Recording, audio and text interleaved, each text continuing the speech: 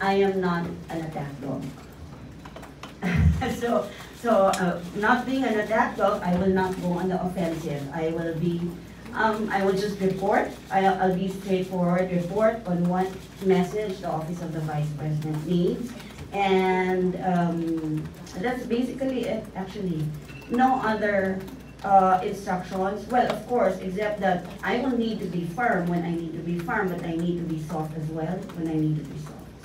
I know you accepted yung role, yung responsibility as the spokesperson, pero may pressure po ba sa inyo na kayo po ay tumatayo bilang spokes ng OVP? Pressure in what sense? Dahil sa gitna po ng mga issues, mga controversies na ipinupukol po dito sa office.